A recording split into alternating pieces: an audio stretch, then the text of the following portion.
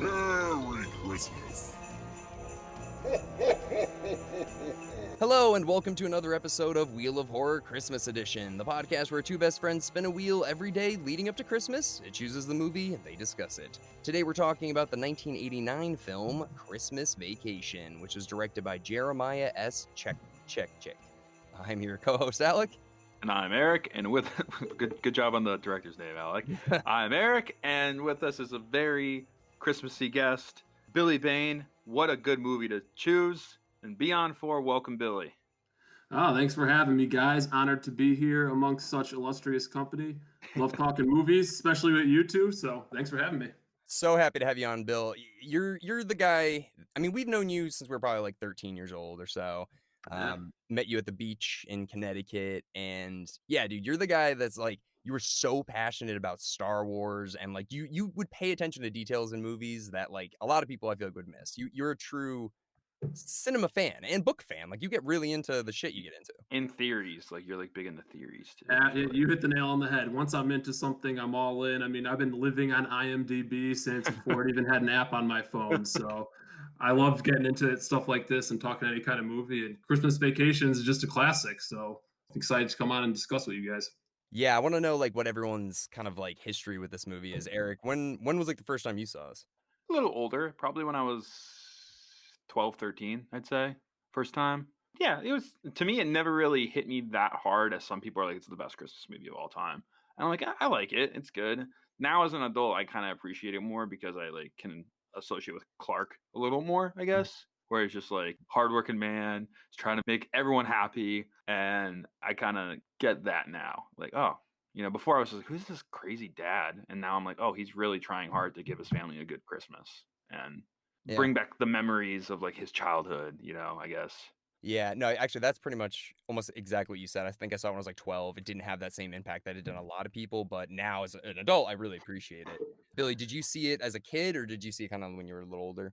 I saw it as a kid, but I probably hadn't seen it in close to 10 years before I rewatched it to do the podcast. And similar to you guys, I had much more of an appreciation for it when I went to rewatch it. You know, it came out in 1989, and I just feel like watching it, it was probably like almost the grandfather to a lot of the more modern Christmas movies, a lot of the Christmas themes, the jokes, the father who kind of has a dead in the eye look at times, hates his job, just wants to have a nice Christmas so badly for his family. Had more of an appreciation for it when I'm older. You know, some of the cameos and actors that I would have never realized when I was younger are in it. I noticed, which I liked as well. Oh my God, Julie, oh my God, Julia Louis-Dreyfus. There you go.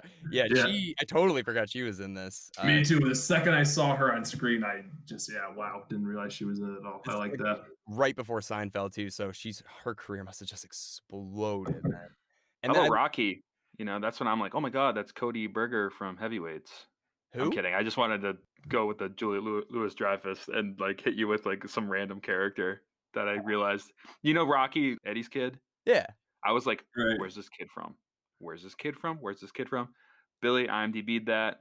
Played Cody or something from Heavyweights. I think his name is actually Cody Berger in real life too. I know exactly Cody from Heavyweights. He's like the really fat kid with glasses, right? Yes, exactly. Dude. Exactly. Oh fuck! I didn't realize that. Okay, I had to Google that hard, and then I watched the YouTube scene where he tells Ben Stiller like, "We don't have fun." He's like, "You're not having fun." And Cody wants to have fun. The one for me was Doris Roberts, the mom from Everybody Loves Raymond. I used to love that show when I was younger, and she's his mother-in-law, Sparky's mother-in-law in this movie. Dude, I think she is like almost better than Betty White. Doris Roberts. Erik, it's so funny. You bring her up like every few months to me. You're like, dude, Doris Roberts. I'm telling you, man. I'm like, I know. Yeah, she's hilarious, Alec. I know. Hilarious. I know. Like last year or 2 years ago. The mom in Everybody Loves Raymond, iconic role and so good. Such a good actress. What else was she in? Grandma's Boy. Yeah, Grandma's Boy. Yeah. She didn't ton, but yeah. Sorry, not to derail. No, I mean that is one of the big cameos, and Randy Quaid too. What a sack of shit. He steals the show in almost every scene he's in this movie. He's great. He really does. He literally is that guy in real life. He really is. Like, do you know about like what he's doing right now? No. He looked like shit, kind of. Dude, no. He's like not allowed to come back in America. He's like living in Canada in like a Holiday Inn or something, like filming porn with his wife on like a fan only thing. So he wasn't in the new Independence Day, is what you're saying? No, I don't think so. No, he's like on the run with his wife in Canada from some like legal things. He can't come back to America now. Pretty Eddie of him. It's crazy to think that his brother is Dennis Quaid. Like they just don't look anything alike.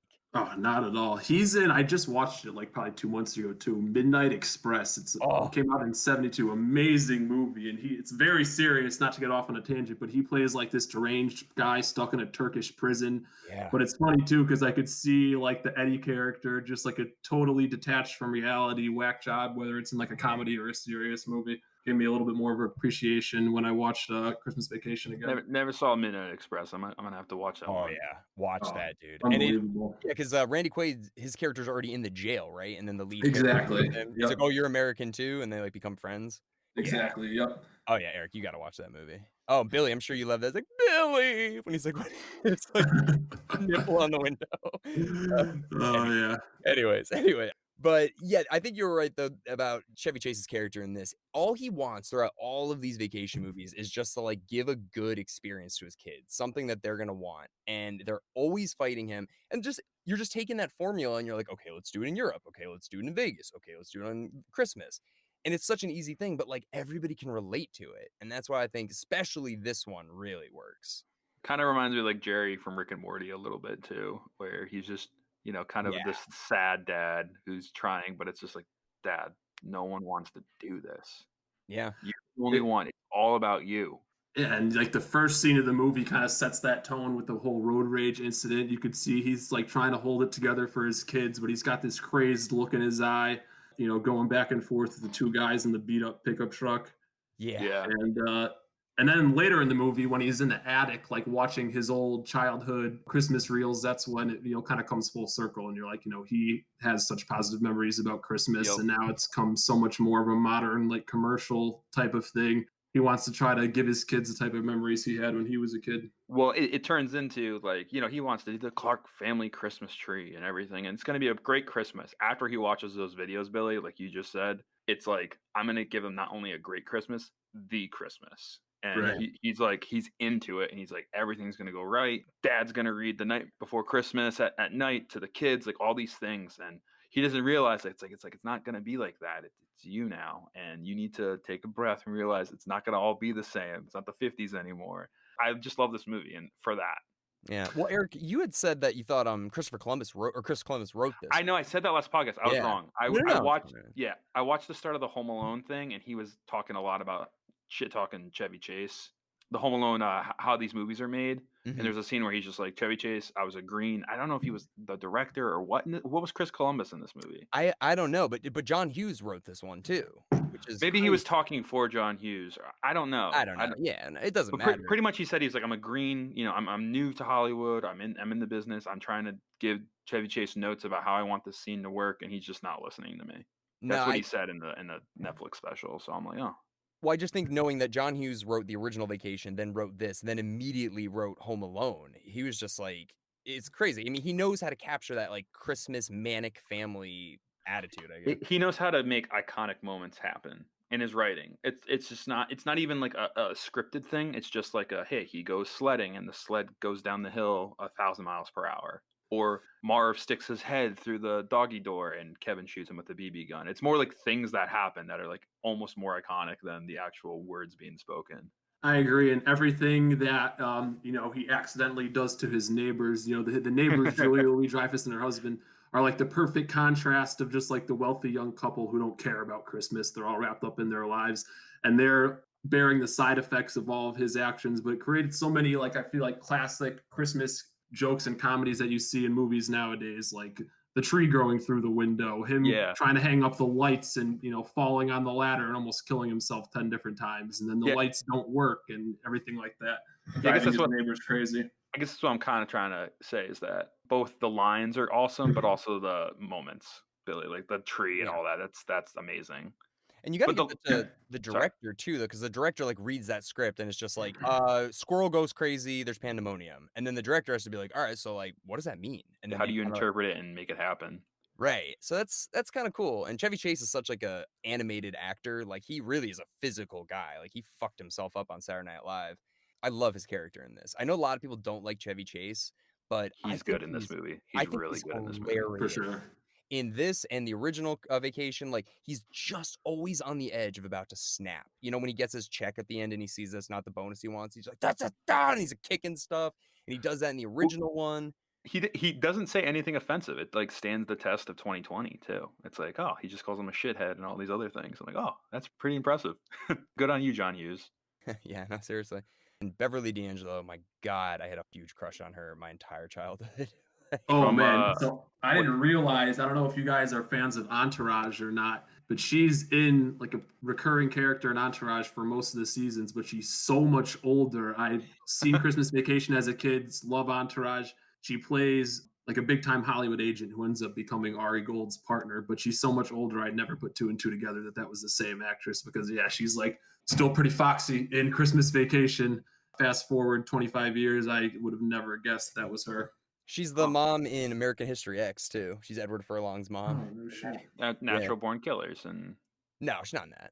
who am I thinking of? I'm thinking of the daughter. Juliette Lewis is in Natural Born Killers, and she's the daughter in this one. That's who I'm thinking. Who you saying you had a crush on? The mom, Beverly D'Angelo. Oh, the mom. Dude, she's a babe in the first one. Okay. Man. I wasn't sure what you were getting at. I was like, No, dude, the mom, Beverly D'Angelo, she dated Al Pacino too for like 25 years. Yeah, man. Oh my, whatever. Anyways, I'm gonna go. real quick, you guys might get a kick out of this. There was a Comic-Con, I think like 2 years ago in November. They brought like the mother, Chevy Chase, the two kids, I think a couple other characters from not Randy Quaid, but like a couple other people, and like you can make your family Christmas card by paying like $500 or some shit, and you could take your picture with like the cast of Christmas Vacation, and that's your Christmas card.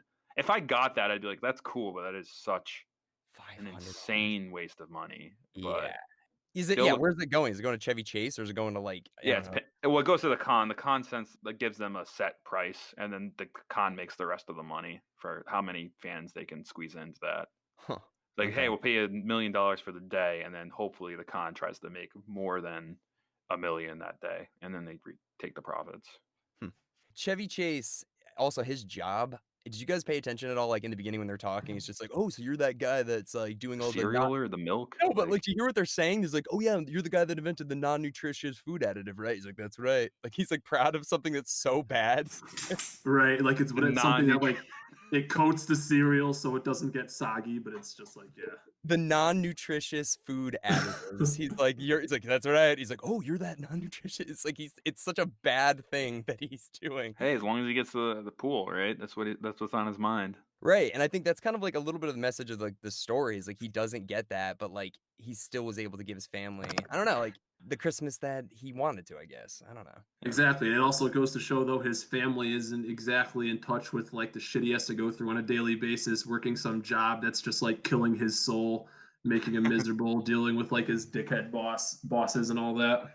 It's so weird because if you look at him too, like he does seem like a really like genuinely wants to be a good family man. Like he really wants to be, but then he's like always sort of kind of about to cheat on his wife in like all of them. Yeah, the part when he's trying to buy the necklace and there's the smoking hot woman working there and he kept like, saying every boob related word that came to his mind. That part I didn't remember and it caught me by surprise. And it's exactly that reason, Alec. Like you think of him as this perfect family man trying to give his kids a good Christmas, and then he's ogling over this woman, and then later he's envisioning his pool in the backyard and she's back there. Call back to like Fast Times at Ridgemont High when he's creeping out of the window looking at the sexy lady jumping into his pool. Yeah, but like you said, Alec, like he's always cheating. Like I was thinking of Vacation when he's eating the dog piss sandwich at the picnic and he's hitting on that girl like really hard right before he eats it. Dude, that and the whole like bikini Chrissy Brinkley or whatever driving the Ferrari. He's like always checking her out. Like, he's like, oh, and he's saying he doesn't have a family, and it's like he's on some. Yeah, Clark's a bit of a piece of shit. Let's call a spade a spade. I mean, in that regard, he's always like literally like, hey, they're just I'm going through a divorce. It's always something. That's probably one of my favorite scenes in this movie is when he's thinking about cheating on his wife. He's envisioning the woman in his pool, and then his niece comes down in the middle of the night and like interrupts him, and she's just swearing her head off. She has some hilarious lines, and That's probably one of my favorite scenes. And the line at the end when it's like, "Are you sure you're not Santa?" He's like, "Oh, I'm sure I'm not Santa. You know, go to bed now." And the kid goes to bed. He's like, I can't even afford to be an elf these days." Like, Yeah, and when the little girl, she has the line where she's like, "Oh, like Santa, we were waiting for him to come last year. My brother's shitting rocks," and he's like, you shouldn't say that." And she's like, "You're right, shitting bricks," or she said shitting bricks first, and then, "Oh yeah, you're right, shitting rocks." Well, that's the scene I'm talking about too, where he's envisioning everything. And if you look at the way he's positioned up against the window, his arms are like on the wall. He looks like a uppercase Y, and he's staring out so intently. And then she walks out and she's like, "Uncle Clark?" and he You're like, looks all dizzy. It's like, "Oh, that's not a good." dude, he's like, I don't know. It was really, he was so entranced by that thing. It was so funny. I like that Eddie also ruins his like dreams too. That's a funny little like Eddie is such a pain in the ass to him that even like in his fantasies, Eddie has to ruin it somehow. That scene where they go to Walmart and he's just like, "Oh yeah, like we'll take care of like your kids' Christmas presents or whatever." And he's like, "You know what? I want to get you something nice too, Clark." And he's just like, he's such a piece of shit.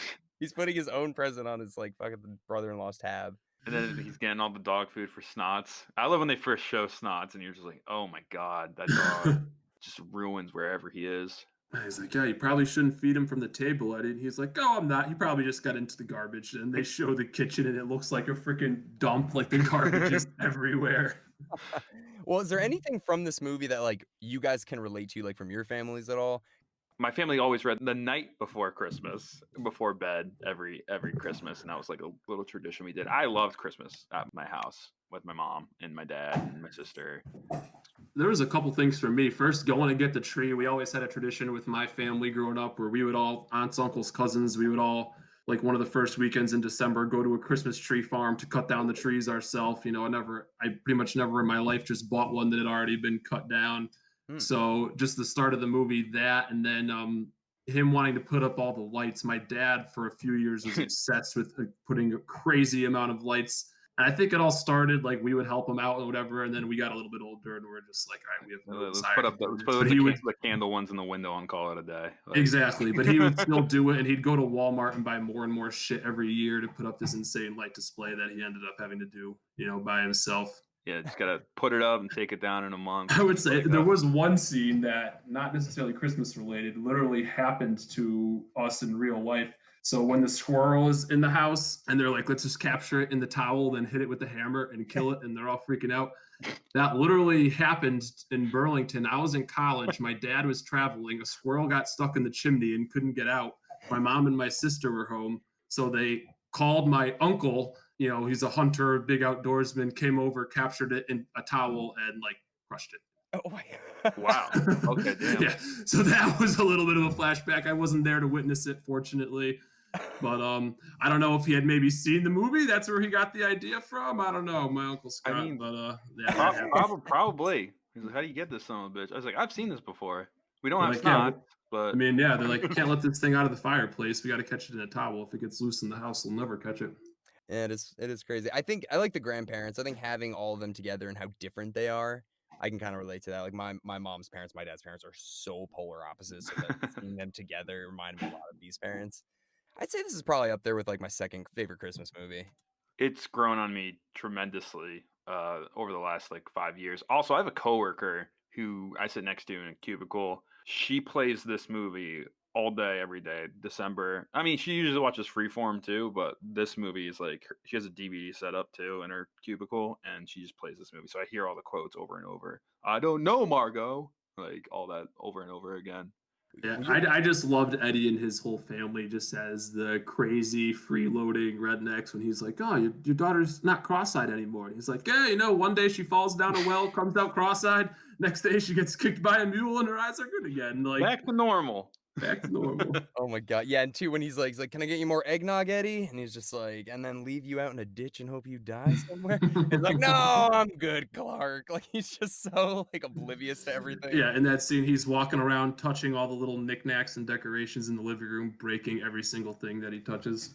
Oh, what a nightmare. Like, that's the thing. Like, you never know, like, who you're going to end up with. And you're like, I just hope. Because this could easily happen to anybody. You could marry somebody and their brother's just the biggest freeloading sack of shit ever.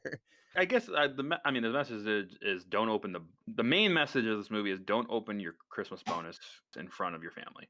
Rule number 1. Part 2 is you can't replicate a Christmas from your childhood. You have to make it your own. I think that's another message I get. Like, you can keep the same traditions and values, but if you think it's going to be the same thing, it's not. I think that's a part of this movie I got. You know, absolutely. That, and I would just add to that, Eric, that like everyone kind of romanticizes Christmas from their childhood a little bit. You think to one particularly good Christmas, a good gift, a good moment. Mm-hmm. And in some senses, even if everything goes perfect, it's never going to be like that when you're an adult. So you have to do it, and like in his case, for your kids, to get, not so you can have the perfect Christmas, but to give them those memories that they can later, you know, romanticize once they're older. Or you could be like me, Alec, and Alec knows this. I keep all my toys from everything. I have all my toys from my childhood pretty much still in boxes stuff. Yeah. So I can have Christmas any day I want. Yeah. I think the point of the movie, not Eric, don't open the bonus in front of your family. I think it's don't buy a pool before you know you have the money to do it. You sure? But, Yeah, right. not like I'm just gonna do it and hope for the best. No, well, he's been at the company for 18 years. He's expecting that bonus. Right. So, but we all know corporate America will fuck you. They don't care. They're not gonna be like, oh, well. But I think kind of the message is, yeah, exactly. Like you can't. Your expectations. And I think that's kind of the theme of all of these movies is like your vacation with your kids is never going to be as good as you remember your vacation with your family being, and just, create your own new memories with Don't force memories. Right. You know, that's one thing too. But like there's a scene too where he's with his dad and he's like, Dad, are you going to read Night Before Christmas tonight? And the dad goes, No, Clark, it's your turn. I'm retired. This is your house. You're the guy. And he's just like, he has this like aha moment almost where he's like, oh, now it's me. I got to create my memory. And then he reads it to the kids. And I like that scene a lot too. Yeah, and I love too when he hugs the dad when they actually figure out the lights, and he's just like, I learned everything about like illumination from you, Dad. And he's like, outdoor illumination. Yeah, it is. It's like a passing of the torch and making the holidays your own. Even the ending, the last line of the movie is like, I did it. And it's just like the end. I like that song too when he's watching the home movies. I got to find that song. I've never like heard that before. The one song I know that you love, Eric, and I don't think we ever talked about this, is that Hawaiian Christmas song. Do you like that? Mele Kalikimaka? Yeah, I feel like that's like, I feel like you'd love that song. I don't know why. I do. I have that on vinyl, dude. I love that song. I just knew it. I can imagine you like putting it like a lay on and being like, it's Christmas. Like, Eric shoveling in a Hawaiian shirt. Yeah, for sure. Mahalo, brah. Come It's on over for some eggnog. It's freezing. Yeah, you know, I think also their neighbors, the couple who put absolutely no effort into Christmas and do nothing, like despite all the bad and crazy shit that happens to them, at the end of the day, they still have a better, more memorable Christmas than their neighbors who, you know, didn't even really care about Christmas or have any sort of party, family over, anything like that. Yeah, that's a good point. Todd and Margot. Todd and Margot. I was laughing when like the icicle flies through the window and then it melts. Like something had to have broken the window. Like what was it? Like why is the carpet wet? I don't know, Margot. That's the best. That's probably my favorite line. One of my favorite lines. They probably inspired those. You guys ever see Best in Show? That dog movie? No, never seen that. No. Never mind. I just like their one scene where he's like, I'm gonna like get in the dark and kiss every inch of your body. She's like, after you shower. He's like, of course. Like it's just that's just I love that. I loved his throwback bear snapback. I know you noticed that, Eric. And the Blackhawks jerseys. I've seen a lot of They're making those hats again now, actually. Yeah, everyone's all into the vintage stuff these days. Retro. Real quick, sequel ideas. I mean, I know there is a Ed Helms vacation sequel, right? There's 5 vacation movies in this whole franchise. Yeah, this is the 3rd one. Is there a Christmas vacation sequel? No, there's not. No. If you could come up with one, what would it be? It's just the same thing, kind of. I mean, there's not really a plot to this movie. It's just like what happens when your entire family unexpectedly comes home for Christmas. Like that's the movie. So. There is actually a horrendous sounding sequel with Randy Quaid, Christmas Vacation 2, Cousin Eddie's Island Adventure, circa 2003. Shut up. A holiday in the South Pacific goes awry when Cousin Eddie's family and a tour guide are shipwrecked on an island. Oh, that's got to be a steamy pile. It has 2.7 on IMDb. I'm seeing it now. Wait, it premiered on NBC in 2003, so straight to TV. Ooh. Is he even Ooh. in it? Oh, Randy Quaid is in it. Randy Okay. Quaid is in it, yeah. Oh my, Eric, we should watch this. Yeah, we should maybe bonus episode if we have time, Alec. Not this year. Not this year. Yeah, we don't have any time. Yeah. No, but- Holidays, everybody. They're a busy time of year. Wow, that That's true. sounds so bad. It's funny you bring that up. I kind of thought of like as I'm watching this, that scene with the little girl where he sits her down and tells her like, "I'm not Santa Claus, but maybe if you're good, show up and stuff like that." I think a good sequel would be her, like a Joe Dirt kind of female version of that, where she's trying to like make the spirit of Christmas happen. I just thought that could be kind of Yeah, I could see that. And she's like, "Oh, I remember this one Christmas from my childhood where I went to my uncle's house and it was amazing," and that kind of sets the tone for it. And there could be like flashbacks. It's like I saw Santa, and it's like that blown up Santa toy that flashed through the sky. Like I know what I saw, and I'm proving to everybody that he is real. And No, you're they good could, at that, Eric. You're really good at taking like movie ideas and being like, all right, it's like this idea has been completely milk dry. What do you got? You're like, I guess this. And they're like, all right. Joe Dirt, like You're like Christmas Vacation, Yeah, Joe but a Dirt. female version. I would watch it. Well, you came up with a pretty decent idea for Lake Placid, a pretty decent idea for Jingle All the Way. Like you do have some pretty good ideas for sequels, man. I don't know. Maybe that's your calling. IMDb ratings of like 4 though. It wouldn't be much better. 4 and below.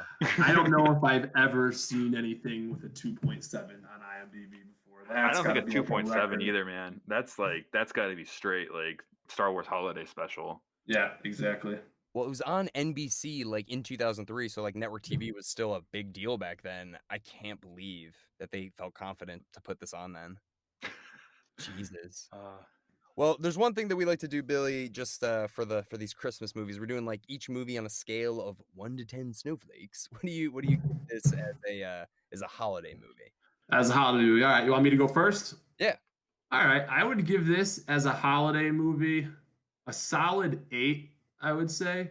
And it was an enjoyable watch. I laughed throughout. I wouldn't say there was any moment where I was like bent over. I got to pause this. I'm laughing so hard. But it was just a fun watch. And like I said, it kind of felt like the grandfather of the modern Christmas movie. Just, the dad who's trying to recreate the Christmas from his childhood, the snooty neighbors, a lot of the jokes and stuff that I've seen used over and over again, I feel like were invented almost in this movie. So I really appreciated it from that sense. So yeah, I would give it a solid 8. I'm going to do the prices right on you, Billy, right now, and I'm going to say 8.1. All right. I want to Price is Right you on Christmas Vacation. I was going to say around the 8 range. Not my favorite Christmas movie, but I understand it, and I understand why it's such a great Christmas movie. I'm going to go like an 8.5 too, like right in the middle. I'd say this is probably my second favorite compared to like Home Alone. Can really appreciate it. Obviously, just as a sequel to Vacation, it's still really good. It's like equally as good as the original. Also, I know this means nothing to you guys, but the guy that did the music, Angelo Badalamenti, he did the Twin Peaks score, so I love that. But Here we go. Twin All Peaks. right. You always got to bring up Twin Peaks. I never brought it up once on this podcast. You do it every day. Okay. Anyways, well, Billy, thank you so much, man. We'll definitely get you back when we're not doing just Christmas movies. We'll get one that you like love or know a lot about too. Absolutely. I'd love to anytime, boys. Well, Eric, what do you say? Spin that wheel. Let's do it to it. Thanks, Billy. Almost done, Eric. It's crazy. Spinning. Yeah, take your time. We got Richie Rich's Christmas Wish. Say that 5 times fast. Damn. Oh, God, I have no idea what to expect for this one. Dude, trippy visuals, dude. Get ready. You're going to love it. I like this one. Perfect. All right, Billy, thank you so much again, man. And we will see you guys all tomorrow for Richie Rich's Christmas. Woo! Christmas Wish.